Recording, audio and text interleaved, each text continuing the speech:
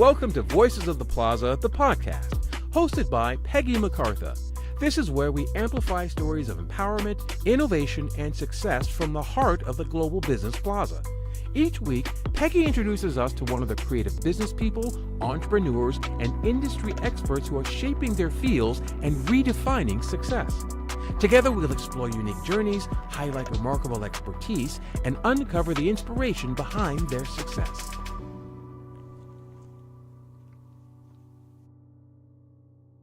Welcome, welcome, welcome. I am so excited that you are here with me at Voices of the Plaza. And today I am with Monique McCartha from Melanin and Monarchy. So Monique, tell us a little bit about what you do. Oh my gosh, what don't I do in the entertainment industry, right? Well, there are some things that I don't do. So I don't I don't want to put that out there. There are some things that I don't do. Well, Melanin and Monarchy started in 2021. And it started off as a way for me to supplement income as a producer, as a writer. But essentially, Melanin Monarchy is a multimedia company that's committed to bringing year-round productions across film, television, literature, on stage, animation, all of the creative process. And we're proud of the projects that we produced ourselves. We've produced some projects, some independent projects, but we also act as a guidance for other creatives to either get their project off the ground or either provide them with strategic ways and approaches to their projects. And we're also like we're the live entertainment experts over here. So we also deliver expert commentary and reviews on live entertainment like concerts, cinema, from a boots on the ground perspective. So that's it for now. So I definitely want to talk about your writing and producing, but let's talk about the reviews and the live entertainment thing. So you literally help people prepare to go to live events and live shows. So what do you think that tells us about like where we are as a culture right now? That's something that Ooh, that's good. We need help preparing for. Yeah, actually, that's a very good question. No one has ever asked me why, as a society, do we need to be prepared? Is because in my experiences and all of my years, my 40 something years, actually probably 46 years of going to live events. I've been going to live events since I was a child. Humans do human things, and we just don't know how to act right. A lot of times it's across cultures. It doesn't matter what culture you are. It doesn't matter the amount of melanin that's in your skin. We just do not know how to operate in a live entertainment environment. And it's because nobody ever told us, we don't talk about it. We just think that a live entertainment is a place for us to go, see the creative, enjoy ourselves, act however we want to act, and then boogie out, bust out. And so that's not the case, because you're not getting the full experience. You're not getting what the artist intended, and you're also not getting what you initially attended to have, the experience that you intended to have when you purchase the ticket or your entry fee into that live event. So I realized that was a vacuum inside of us as human beings, that we don't really talk about it. We just kind of go and we just do whatever. And that's not the case, because you're not really reaping the benefits. And some of these ticket prices, they're no joke. I mean, they're an investment, and then people come and they don't get the full experience, and that's kind of a shame. I mean, and I'm glad you're saying that it's an investment, because it is. It's an investment. If not for anything, it's an investment in your time. It's not just investment in your play and your entertainment, but it's also an investment in your time. And if no one ever teaches you how to utilize that investment properly, then it's just money gone down the drain. So I'm glad you said that it is an investment. Never thought about that. Yes. So what do you think? I'm sure there's a dozen, but give us one example of something that people tend to overlook when they're attending a live event, and it really affects their whole experience. Like, it's something small, but they never think of it until it's too late, and then their whole experience is affected by it. Oh my gosh. You just want one I Oh know. my There's gosh, probably there's so many. Okay, so and one thing that I'm big on is for adults or even for younger people, uh, watching your adult beverage intake. That's one thing. Your adult beverage intake. What I'm finding is that across age groups, more so with people over 45 than people under 45, but people over 5 seem to overindulge. So before you go to a live event, you should have it in your mind what's your limit.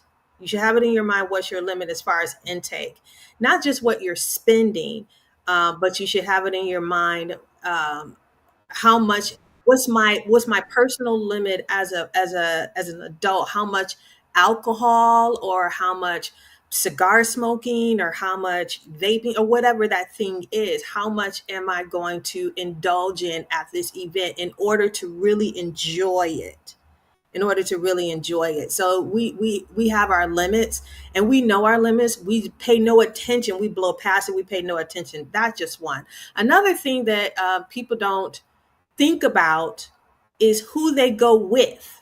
mm.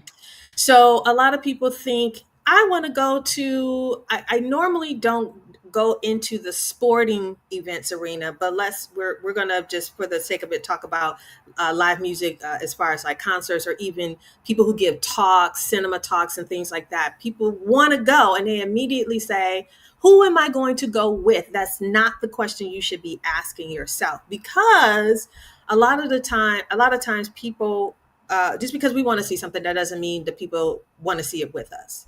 That doesn't mean that you should be taking somebody with us. I would say 80% of our live entertainment experience has been um, destroyed because of the people that we actually went with. Even if it's a spouse, if that person does not want to enjoy that experience or doesn't want to see you enjoy that experience, then Or enjoys it in a different way that's gonna, or if you bring in somebody that's needy and needs, and not allowing. That's a good point. I love that yeah, you said that. I right. didn't mean to So interrupt, but I was like, oh no, yeah, that is awesome. right. So you have, I just had an experience. It wasn't my own personal experience, but it's something that I teach my kids about live events. And one of my children was talking about a friend of theirs who connected with their friend to go to an event in Los Angeles. And they were getting ready all that day to go with this person to this. The artist it's pretty big. Go see this artist in Los Angeles. And the day of, the person that they were going with decided that they were not going. Not only did they decide that they were not going, they sold their ticket. Not only did they sell their ticket, they sold both of their tickets. And so Oh. when I questioned about, the connection that they had with this person, this is how the conversation went. They were talking to this person, catching up. How you doing? How's everything? Blah blah blah. Oh, there's this person that I'm gonna go see. I'm gonna go see. Oh wow, that's cool. That's cool that you're gonna go see this person. Wow, that's a great thing. Hey, you want to go with me? Yeah, sure. I'll go with you. And that's it. There was no stop and think and ask questions like, do I really want to go with this person? How trustworthy is this person? Am I going to pay for my own ticket right off the bat? If they're paying their ticket, am I going to how soon I'm going to reimburse them? They just didn't ask those questions because, you just figure, hey, it's fun. So we get Right. wrapped up in the fun and the idea of the fun, and we don't really think about it, as you say, as an investment. How am I Mhm. treating my investment? And That treating it as an investment. So that's only one horror story. I've seen and been through horror story after horror story when it came to live events. Yes. So you could ask away because I know you have. So I have, let's yes. let's change the Mhm, direction a little bit, and this is something that I know that you are passionate about, so I mhm, I hope I ask it in the right way. What is something you wish venue owners and mm. promoters actually understood about the audience experience? Oh, I love this question. because I have been working on this questions. As far as venues and promoters, they it it's not just about getting them in. A lot of venues and promoters think that they just have to like, the artist is the draw, and then they just have to usher in once the audience gets there. But the venue has to understand that they are very much a part of the memory making process and the history making process. A lot of venues, they don't think of themselves as part of the history and memory making process. They just think of themselves as the conduit between the artist and not even really the audience, the ticket sales and the concession sales. They just think that they are just there for the sales and also to keep everybody safe. Mhm. And why I applaud them, that they do a great job with keeping people safe. Most venues do a great job. They hire the security that's needed to keep people safe. However, as far as the audience experience, they never consider that they are very much a part of the audience experience. Like, how can it? Another thing I would say that venues, specifically, not just promoters, but venues don't consider is that not only should the audience walk away with something from the artist, they should walk away with something from the venue.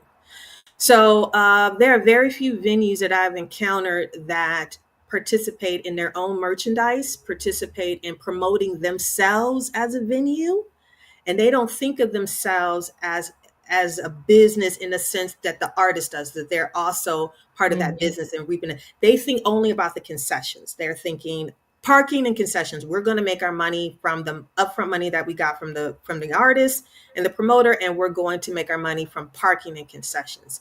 They never think that I actually want this audience member to be a return customer.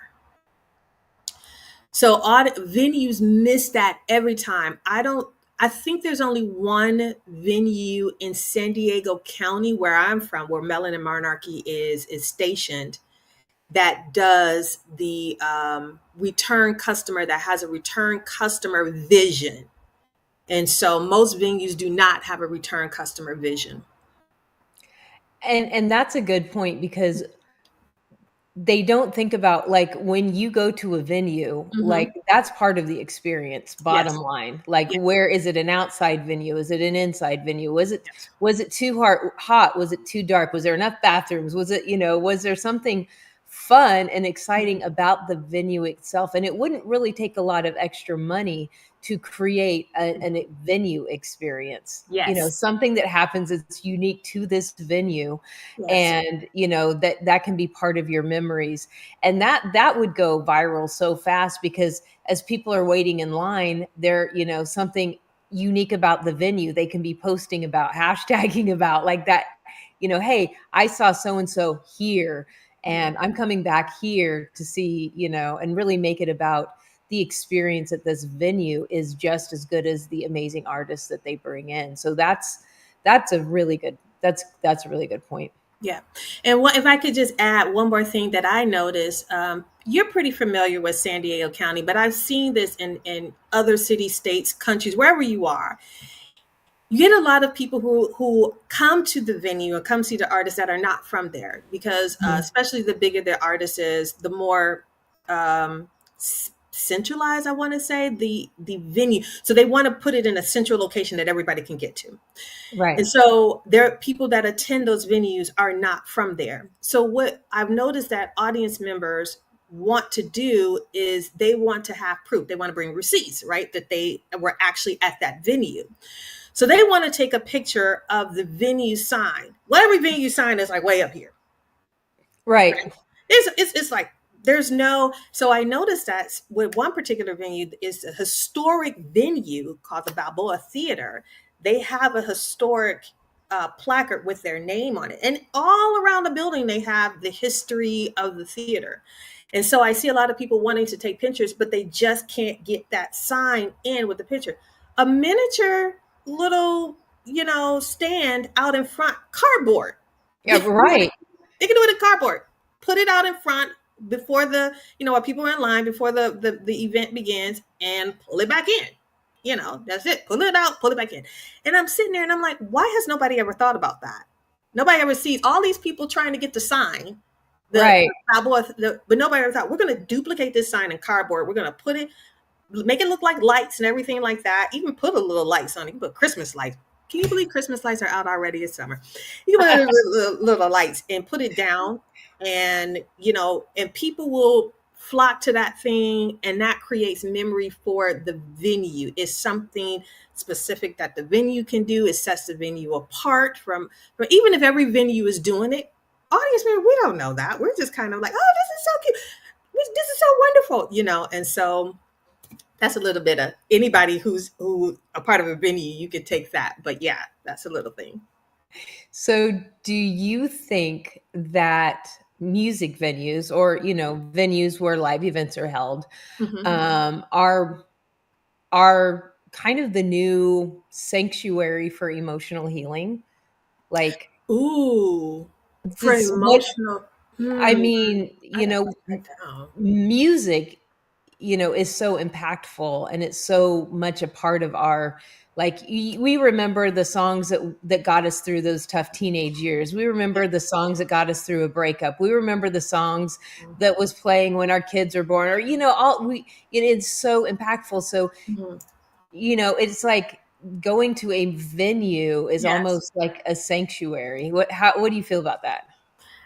Definitely, it is kind of like a church for some people. I've seen some of the activities, some of the rituals that people do, especially when it comes to sporting events. But I've seen that, and I've never considered that, and I'm glad you bring that up because it is a healing. Here's the thing: people go to live events, especially when it's music more so than anything, is because they need a respite. They need an oasis. They need, first of all, they want to be treated well, unlike the world who is not going to treat you very well. It's a getaway.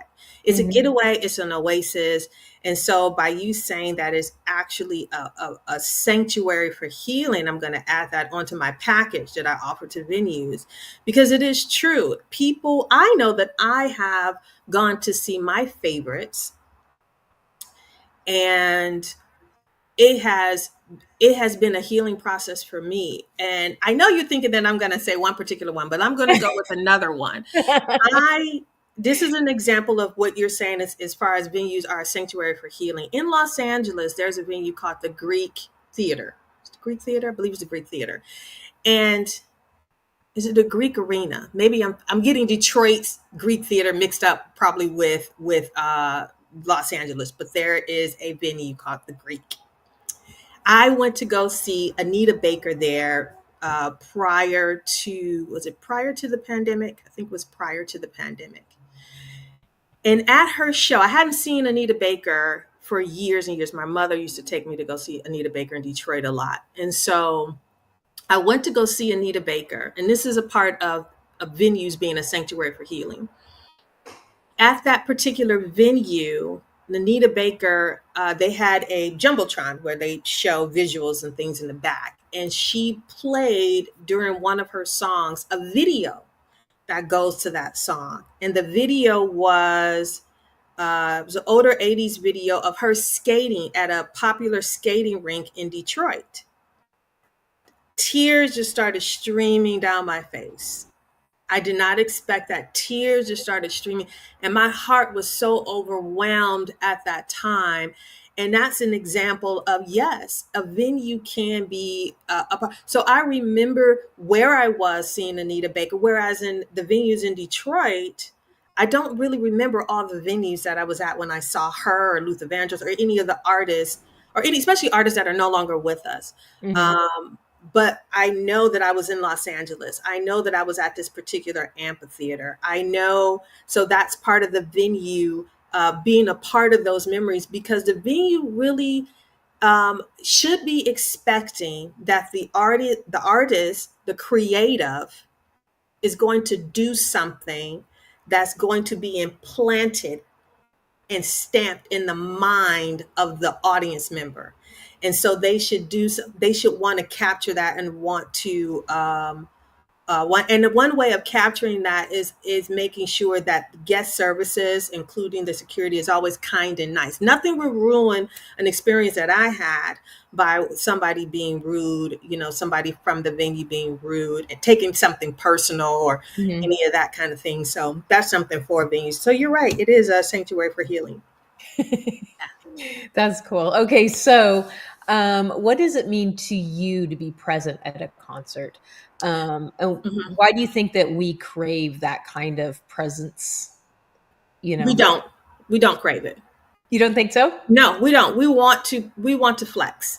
Now we're in Mm. a generation of flexing. We don't want to create we don't want to be present. We want to show We off want that to be we want to be streaming it. We want to be in our own like look at me instead of being ooh. yes. Now you're talking about some really deep stuff now. Yeah, I did a little bit of a video, and it says nobody cares about your concert videos. And people thought that I was saying that as if somebody had said that to me. That's not what Hmm. I meant. I meant like I don't care about your concert videos. Like you go to unless you are a professional like me, unless you're That's an going expert or there to professional, capture it. Right, right. you should not be taking videos. You shouldn't. The only thing you should be doing is you should be taking videos of yourself enjoying it. You could take a brief video if you really want to do something and you have an archive. If you have an archive of the artists that you've seen and you are going to put it into an archive of Dropbox or something, Mm-hmm. you should not be taking videos. There's no reason for you to be taking videos unless it's a video of of somebody having an experience, of somebody else having an experience. And if you do find yourself picking up your phone because you're like, whoa, whoa, whoa, I want to capture this, are you ever really going to watch it again? That right there. That right there. Are you ever really going to watch it again? And you could have been present and made some real deep memories. Yes. Um, I'm a professional photographer. I've been Yes. doing this for 37 years, Yes. and one of Can I the say something photographers. about that real quick? I'm going to say this again, as I've said, and I will scream it to the Peggy. You are the only person that can photograph dark skin like this. You keep this melanin beautiful when you photograph. I don't know what's going on with these photographers nowadays, but you being a blue-eyed person, soul sister, being able to capture something like this, that's a gift from God. That's a gift. That's a gift from God. I just want to say that. Continue. Well, thank you. It's because I actually know my craft, and I didn't just pick up a camera and call myself a professional. But that's a whole other podcast. So, um, what I wanted to talk about though was a photographer that I look up to. Yeah. He shot for for National Geographic back when that was a big, not just anybody could submit, but it was a big deal to Yeah. have your work on National Geographic. Mm-hmm. And he told this story. He was with his family and they were on a boat in the ocean, and this huge whale came up like right there. And so of course his instinct, he was not on job, he was not, but his instinct was to grab his camera and photograph all of this whale and blah blah blah. And at the end he realized that he missed watching his daughter experience that. And so the term has kind of the catchphrase is stop and watch the whales, which means you need to experience the moment that you're in and Mm. not always worry about. Now he wasn't there. It would have been different if he was there on job, right? If he was Yeah. there on assignment, that was, Yeah. but he wasn't. He was there with his family. Yeah. And because, instinctively it's like, oh my God, I've got to capture this. But he missed out on the experience. And Mm-hmm. part of the experience is the people that you're with, how they're reacting, Yes. how, seeing you're there with a friend, a coworker, a partner, whoever you're there with, Mm-hmm. watching them be moved by a moment is Mm-hmm. is moving. And that's a memory that you're going to completely miss if you're like, oh, look at me, I'm on live, look what I'm doing, and you're not present. So that question that I asked went way deeper than I expected it to. Can I speak to that? Yeah. Because I had an experience right just as you were saying. I didn't miss it. Praise God, I didn't miss it. But I have a co-collaborator in commentary, and I refer to him as Bruh, as my Bruh. And we were both on an assignment. It was a really, really big assignment, really, really big assignment. And we've had a couple of big assignments, but we were at this particular assignment at this particular event. And while we were doing what it is that we were doing, I noticed that he was having the time of his life. Like he was reliving his teenage year. You could see it. And I needed to capture it. I didn't capture it well because I'm not a photographer, which is terrible, but I did capture it. And it just filled my heart with love. And it just made that and I know by the views that I've gotten on my review on that when other people see someone else enjoying themselves and having the artists, they expect that. They expect Right. the artist to be a showman, showwoman. They expect the creative, rather, even if it's somebody that's speaking, they expect them to be on job. They expect them to wow and be funny and do all of the other kind of stuff. That's an expectation. But when, like you said, when you're watching your loved one having the time of their life, it's on a whole nother level. That kind of thing, you're right, is what you want to capture. If you're an amateur and you're at a show and you are with someone, even if you are not with someone, and I'm a huge extrovert and I meet people at shows. But it's my job to do that. But I see other people having the time of their life. And I capture those moments as well. And I want to do more of that. There was another entertainment event that I was at just this past weekend, this 4th of July weekend. And the people behind me, couple, was singing every word for word of this group that hasn't been active in years, but was very active back in the 90s. And I just thought, wow, look at them. This is important to them. While other people are on their phone, they're sitting down. No, these are the people that need to have front row tickets. Mm-hmm. Those are the people that need to have front row tickets. Those are the people who, the artists really are performing for. Those are not always the people that are in front, sad to say. But again, like you're saying, capturing those moments and being present, because I did take the time out to notice, and I commended them for that. I was like, whoa, you guys, because and here's another thing is that for your audience members, if you are going to a live event, please go to enjoy yourself. Don't go to be a stick in the mud.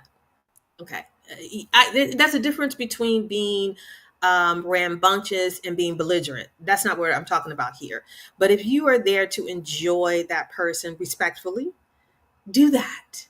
Do that. People love to see other people enjoy themselves, whether you think so or not. People do get a kick out of it. And it actually brings out joy in them too, because then they feel free. It liberates them. It's like no, they're enjoying themselves. Now I'm free to enjoy myself as well. I'm going to sing loud and proud as well. Even if it's right or wrong, I'm going to sing. So, yes. I love that. I love that.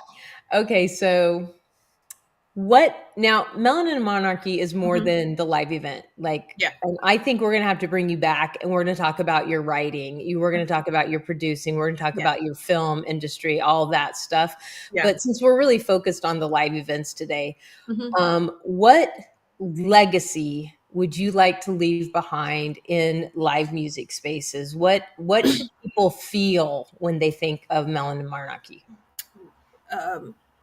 That is so wonderful. I need to write that down and put it into words of the legacy that Melanin Monarchy wants to leave, not only to the audience, but also to the venue, is somebody who reigns supreme truly in loving the audience. Reigns supreme truly in loving the audience. And I was doing a study on love and how love is a true weapon. It really is a true weapon. And it defeats contagion, the other contagion of strife, of ill will, of abuse, of all of those things. And even when people do it and they don't mean to do it, because artists are human, venues are, they don't get everything right. but I want to leave a legacy for Melanin Monarchy, that we love the audience so much, that we came alongside with artists and venues and partnered with them, and in that love, to make sure that the audience are having that the audience, they know that they're cared about. You know that they're it's not just the fact that they have a ticket, that they're actually a human being, because we know bots buy tickets as well, so that they're not just a ticket. I want the legacy to be, my gosh, I really got to pinpoint this down. Thank you so much for asking this. I want the legacy to be that humans are not just ticket sales. They're not just beverages bought. They're not just popcorn purchased. They are actually human beings, and we care about them. We care about them, and we appreciate that they came and allowed us to heal those parts, as you were saying, being a sanctuary for healing. So I got work to do now. I have work to do. I have work to do. Thank you. Yeah.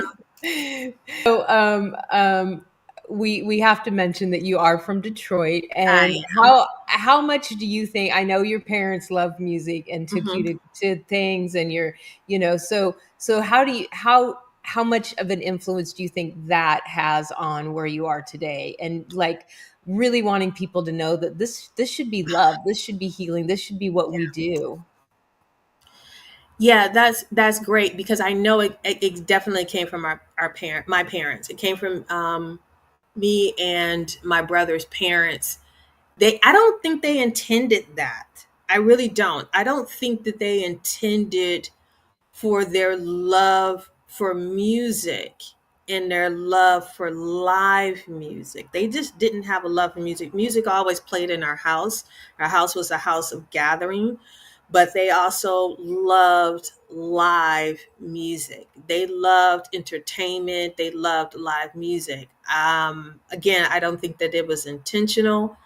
I think it was an oasis, a respite. I don't think that they knew that they were teaching that and developing within me particular, and I won't speak for all of my siblings, but developing in me this desire to see other people um, have that same type of enjoyment, that same type of experience. And I'm a little bit bombastic about it too. I kind of have to pull back the reins, and everybody is not going to enjoy something the way I do, you know. But yeah, and I didn't know, because they passed it down. I don't think anybody taught them, Peggy, Mm-hmm. and but they passed it down. And I also want to say this, that live entertainment, there was a time when live entertainment was for the upper class. Mm-hmm. It wasn't for everybody. But the difference about Detroit is because there was this whole movement of street singers, of people who would sing on the streets, doo-wop acts, people who would sing wherever, where they're there at work, where they're on the assembly line, of the cars being made, that there was always somebody singing, there was always somebody being joyful, where they can get their live entertainment, at somebody's house or on the street. But my parents, they they they had the ability to move up in the class, and so they were able to go to these particular live entertainment events, and they taught me, because I want to speak for myself, is to be respectful of that is, it's not just a right, to be there. And I can tell you, when I go to live events today, people do act like it's a right. They don't realize that it's a privilege to be there, that it's an honor to be there, that you need to behave yourself. And so it's a privilege. And so you want to act like it's a privilege. So being from Detroit, where that was the spirit of the city, is music. The spirit of that city is music. And so, if I'm answering your question correctly, because I can keep going on and on about how wonderful it is to be from the D, how wonderful, what up, though, how wonderful it is to be from there. And yeah, so. Well, I know that the Detroit upbringing Mhm. is deep in you and your Yes. siblings. So I wanted to, I knew I had to mention that and let you talk about how that affected your life, and and your parents' love of music and live events, and just doing things, and the family, going out as a family, taking you guys, well, when you were young, to things. And those are things that sometimes we forget Mhm. as adults, like what it meant to be a kid and be taken to places, Yeah. and learn to behave when you're a kid to go to these places, which And is, yeah, yeah, I never thought about that until just now, that they did teach us to behave, that there was a behavior you just didn't act out. Where you can act out in the house, you get a whooping for it, but you can act out there. But when you were out in public, there was a thing. When you were out in public, you didn't act out. You didn't act up. When you were out, we're out in public, you don't, you behave yourself. It wasn't but I want to be very clear that it wasn't a stifling. right. It wasn't like, all of a sudden you had to code switch. Sometimes you did, but it was you just you did behave, and it wasn't like you didn't have to be who you are. There was just a way that you could be who you are, but I would say this, you brought the best of yourself. So you would bring the best of Peggy, I would bring the best of Monique. Everybody would bring the best of who we are when we were outside enjoying a live event. That was understood. And Yeah, when you so do that, everybody else is able to enjoy their event as well, you and know? this is why I say, for artists, Mhm. artists set the tone of their audience. So if the artist, what I've also noticed is that there is a vast difference in a lot of these artists. If an artist is very well put together, very funny, very but dressed well put, classy. If an artist is classy, 9 times out of 10 the audience is going to be classy. If the artist is foul and likes to be off the rails, or that's who you're going to attract. Right. And it's not even like that's how you are in your real life. You just know when you get to You that can let venue that and side out. that's yes, that's your the expectation is for you to act like that. So Mm. artists need to be mindful that they do set the tone. Yes. Yeah, that's good. That's it. This Mhm. has been a really fun conversation. I Thank hope you. that you come back and talk about the film and your writing and all that. Yeah. And we'll do that, again very soon.